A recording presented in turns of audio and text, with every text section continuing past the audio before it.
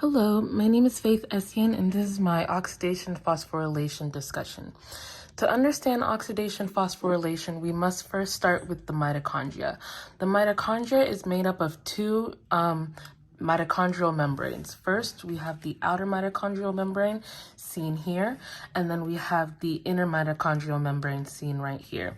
The folds along the inner mitochondrial membrane are known as cristae, and the space between the two membranes is the intermembrane space. And within the inner mitochondrial membrane, we have the matrix seen here. Oxidation phosphorylation can be seen in 3 steps. We have the glycolysis step, Krebs cycle, and then the electron transport chain. To start with glycolysis, we see that the 6-carbon breaks down into pyruvate and ATP. We have 2 ATP and 2 pyruvate, and as well as NADH. If we come back to the pyruvate diffuses into our matrix and becomes pyruvate dehydrogenase complex. And within this complex, we release one of our carbons and it becomes CO2 or carbon dioxide. And then it also becomes acetyl-CoA, which is just made of 2 carbons. This acetyl-CoA goes into the Krebs cycle, which also releases carbon dioxide as well as 2 ATP. On top of that, it also releases NADH and FADH, which brings us into our electron transport chain. Within the electron transport chain, we have, again, NADH and FADH. The NADH and FADH both create 2 high-energy electrons, which will then go through the electron transport chain and come through here and connect with 2 hydrogen ions and oxygen as well.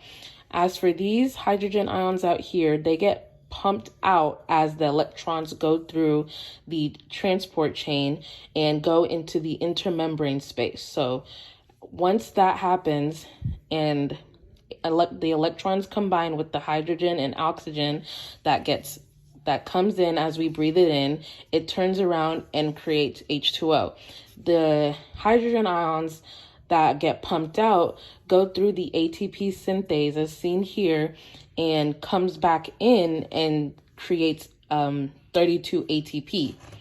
If we take a closer look, we see here NADH and FADH as they bring in not only electron ions that come all the way through here through each protein, they also bring in hydrogen ions, which will go out of each protein pump, which will then come over here to this ATP synthase and come down through here and combine with the ADP, and phosphate ion to then create ATP, which is also known as chemiosmosis.